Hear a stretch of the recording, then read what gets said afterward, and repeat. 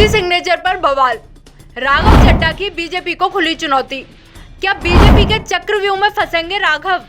फर्जी सिग्नेचर विवाद की इनसाइड स्टोरी। आप सांसद राघव चड्ढा विवादों में फंस गए हैं। फर्जी सिग्नेचर का मामला बताते हुए 5 संसद सदस्यों ने राघव चड्ढा के खिलाफ विशेषाधिकार हनन का नोटिस ही थमा दिया, जिसके बाद पक्ष और विपक्ष की राजनीति शुरू हो गई। लेकिन राघव चड्ढा चुप बैठने वाले लोगों में से कहां हैं? उन्होंने अपने ऊपर लगे आरोपों का खंडन करते हुए बीजेपी को ही चुनौती दे डाली। राघव चड्ढा ने आज प्रेस कॉन्फ्रेंस के दौरान बीजेपी को खूब खरी खोटी सुनाई और सबके सामने चुनौती दे डाली। राघव चड्ढा ने कहा कि मैं बीजेपी को चुनौती देता हूं कि वो कागज दिखाए जिस पर फर्जी सिग्नेचर है। जब भी कोई कंट्रोवर्शियल बिल आता है तो उस पर अधिक चर्चा के लिए सिलेक्शन कमेटी बनाई जाती है, जिसमें सदस्यों का नाम प्रस्तावित किया जा सकता है।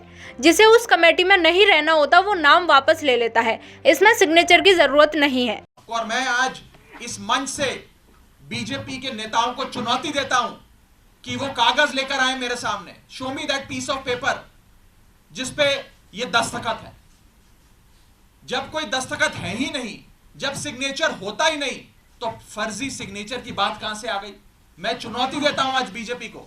आप तो इतनी बड़ी पार्टी है, इतनी शक्तिशाली, इतनी ताकतवर सरकार है आपकी, वो कागज दिखाओ मुझे जहां पर हस्ताक्षर है। चुनौती देता हूं मैं आपको। अगर आप कह रहे हैं मैंने कोई कागज जमा किया है जिसमें गलत तरीके से किसी के साइन किए गए हैं, तो वो कागज लेकर आओ। मैं आपको चुनौती देता हूं आज।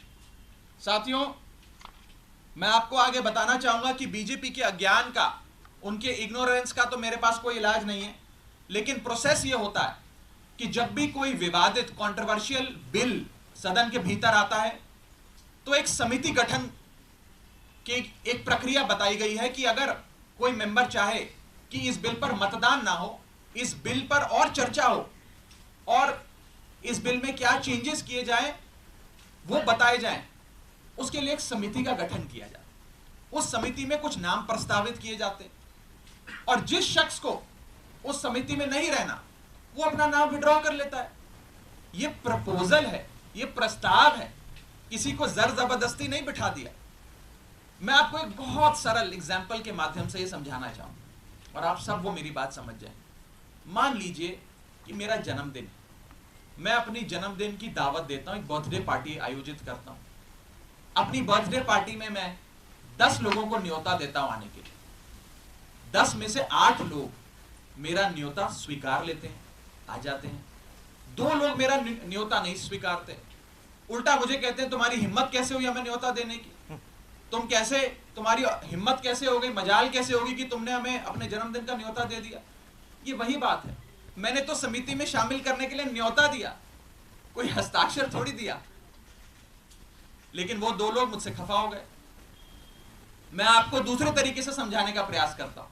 आज इस प्रेस कॉन्फ्रेंस में इतने सारे पत्रकार आए हैं, मैंने अपनी पार्टी को 10 पत्रकारों का नाम प्रस्तावित किया कि इन 10 पत्रकारों को आप आज की प्रेस कॉन्फ्रेंस में बुला लीजिएगा, मैं मीडिया से संवाद करना चाहता हूं। 10 में से 8 पत्रकार आ गए, 2 पत्रकार नहीं आए, और जो 2 पत्रकार नहीं आए वो कहते हैं इनकी हिम्मत कैसे हुई हमें न्योता देने का प्रेस कॉन्फ्रेंस का।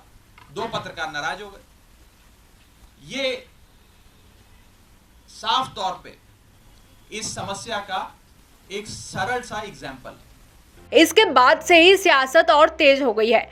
बता दें कि जब राज्यसभा से दिल्ली सेवा बिल पास हो गया, उसके बाद गृह मंत्री अमित शाह ने सदन में ही कहा था कि 2 सदस्य कह रहे हैं कि इन्होंने राघव चड्ढा द्वारा पेश किए गए प्रस्ताव पर साइन नहीं किया था। शाह ने सवाल किया कि इनका सिग्नेचर किसने किया है, ये जांच का विषय है। अब यह मामला सिर्फ दिल्ली सरकार में फर्जी पने का नहीं है, ये सदन में फर्जी पने का मामला है। हुआ कुछ यूँ कि आप सांसद राघव चड्ढा ने चयन समिति का हिस्सा बनने के लिए एक प्रस्ताव पेश किया था। उस प्रस्ताव को लेकर बीजेपी सांसद सुधांशु त्रिवेदी और संबित पात्रा का कहना है कि उन्होंने इस प्रस्ताव पर सिग्नेचर नहीं किए। फिर फर्जी सिग्नेचर किसने किए? इसके बाद राघव चड्ढा के खिलाफ विशेषाधिकार हनन का आरोप भी लगाया। सदन के सत्र के बीच ये गंभीर मुद्दा बन गया है। जहां एक और बीजेपी राघव चड्ढा पर फर्जीपन का आरोप लगा रही है, वहीं दूसरी ओर राघव चड्ढा ने भी सभी आरोपों को खारिज करते हुए बीजेपी को ही कटघरे में खड़ा कर दिया है। इस खबर पर आपकी क्या राय है, हमें कमेंट बॉक्स में जरूर बताएं। देश और दुनिया की तमाम खबरों के लिए देखते रहिए जनहित टाइम्स।